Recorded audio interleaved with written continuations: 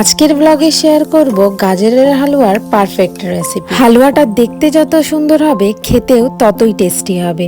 আসসালামু আলাইকুম সবাইকে, কেমন আছেন সবাই? আশা করছি সবাই অনেক ভালো আছেন। আলহামদুলিল্লাহ আমরাও অনেক ভালো আছি। আজকের ভিডিওটা মূলত আমি বিকেল থেকে শুরু করছি। দুপুরে ঘুম থেকে উঠে বিকেলে আমার প্রথম কাজ হচ্ছে এই গাছে পানি দেওয়া। এই ফুল গাছগুলো 2-3 দিন আগেই আমি লাগিয়েছি, আর এখন দেখছি যে সব ফুলগুলো শুকিয়ে যাচ্ছে। আর এই যে এই ফুলটা তো একদমই শুকিয়ে গেছে, আর কয়েকটা নতুন ফুল হচ্ছে, আর কয়েকটা কুঁড়ি হয়ে আছে। ফুলগুলোকে এরকম অবস্থায় দেখে একটু মন খারাপ হচ্ছিল, কিন্তু কিছু করার নেই।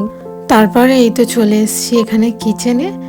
এই যে দেখতে পাচ্ছেন এই পাঁপড়গুলো এখন আমি ভাজবো, কারণ চা খাবো এখন।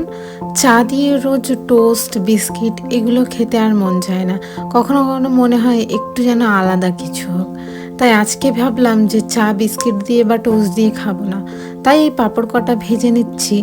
আগে ছোটবেলায় এই পাঁপড়গুলো খুব খাওয়া হতো, এখন সেরকমভাবে অতটা খাওয়া হয় না, কিন্তু মাঝে মধ্যেই চেষ্টা করি এক একবার খাওয়ার। এই যে দেখতে পাচ্ছেন পাঁপড়গুলো আমি সব ভেজে এখানে তুলে নিয়েছি, আর এখানে সাথে নিয়েছি মিষ্টি পাউরুটি, আর সাথে অল্প চা। চা খেয়ে তারপর আমি চলে এলাম বেডরুমে কাপড়গুলো নিয়ে। এই কাপড়গুলো সব দুপুরে আনা হয়েছে শুকিয়ে যাওয়ার পর, এখন আমি এগুলোকে গুছিয়ে নেব। সকালের দিকে যেহেতু বেশি কাজ থাকে, তাই সন্ধ্যের টাইমটা অনেকটাই ফ্রি থাকি।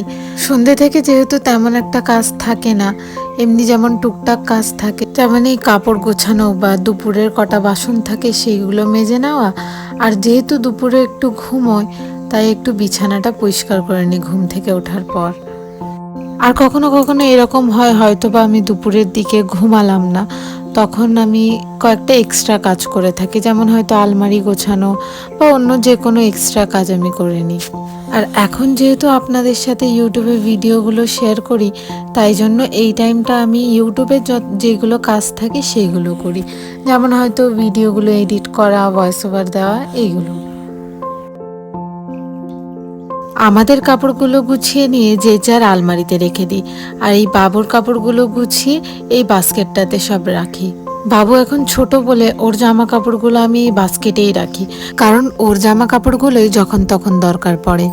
এত ছোট বাস্কেটে বাবুর এতগুলো জামা তো রাখা সম্ভব না, তাই জন্য আমি আর একটা ট্রে আছে, ওই ট্রেতে সব কিছু রাখি। আর ওই ট্রে আর এই বাস্কেটটা একটা সেন্টার টেবিল রুমের একদম কর্নারে রেখেছি, সেই সেন্টার টেবিলের উপরে ওই ট্রে আর এই বাস্কেটটা রেখে দিই।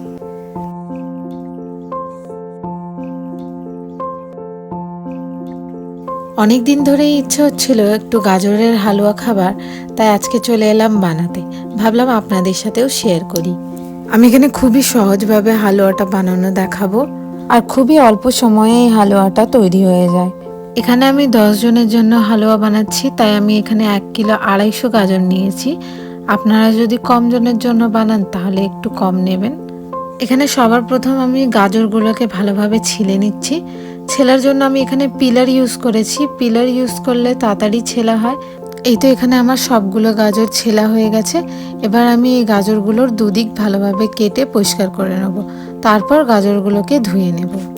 আর হালুয়াতে ড্রাই ফ্রুটস না দিলে তো মজাই লাগবে না, তাই জন্য আমি এখানে কিছু ড্রাই ফ্রুটস ভিজিয়ে নিয়েছি আমি অল্প বাদাম আর কিছু কাজু। এগুলোতে একটু পানি দিয়ে ভিজিয়ে রাখবো কিছুক্ষণের জন্য।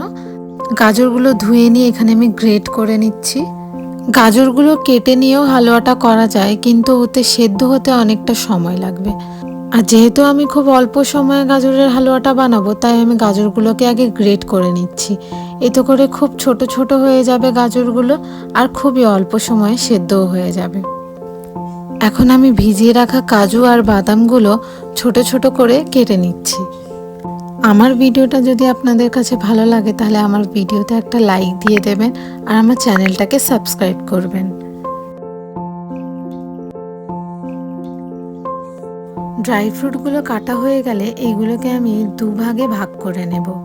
কিছুটা রাখবো হালুয়াটা রান্না হয়ে গেলে ডেকোরেশনের জন্য, আর কিছুটা হালুয়ার মধ্যেই দিয়ে দেবো।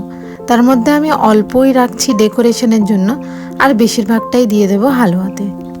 আর যেই ড্রাই ফ্রুটগুলো আমি হালুয়াতে দেব, সেগুলো আগে অল্প ঘি দিয়ে ফ্রাই করে নিচ্ছি। আর বাকি যেটা ডেকোরেশনের জন্য রেখেছি সেটাকে আমি কাঁচাই রেখে দেব। এই ড্রাই ফ্রুটগুলো অল্প একটু নেড়ে চেড়ে হালকা লাল হলেই তুলে নিতে হবে।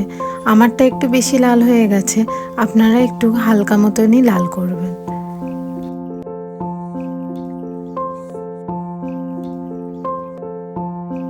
ড্রাই ফ্রুটসগুলো তুলে নিয়ে এখানে আমি দিয়ে দিচ্ছি হালুয়ার জন্য ঘি।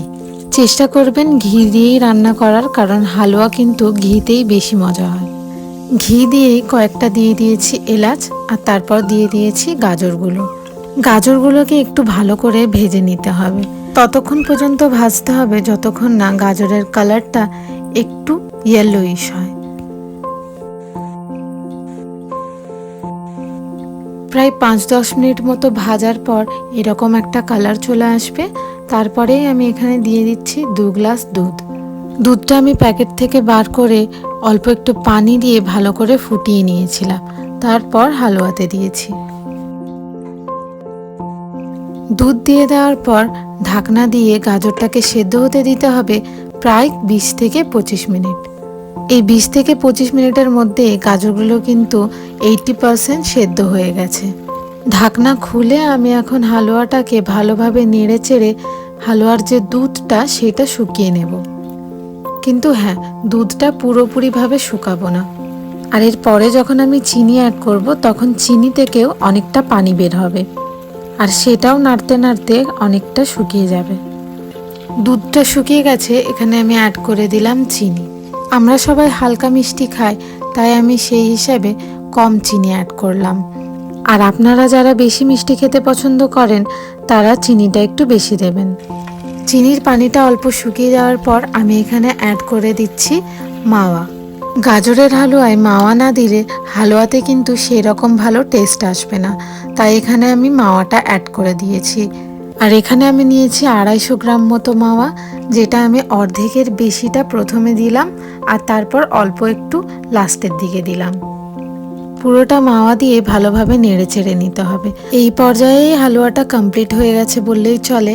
হালুয়ার কালারটাও খুব সুন্দর এসছে। লাস্টে এই ড্রাই ফ্রুটসগুলো দিয়ে একটু নেড়ে চেড়ে নিলেই ব্যাস কমপ্লিট আমাদের ইজি গাজরের হালুয়া।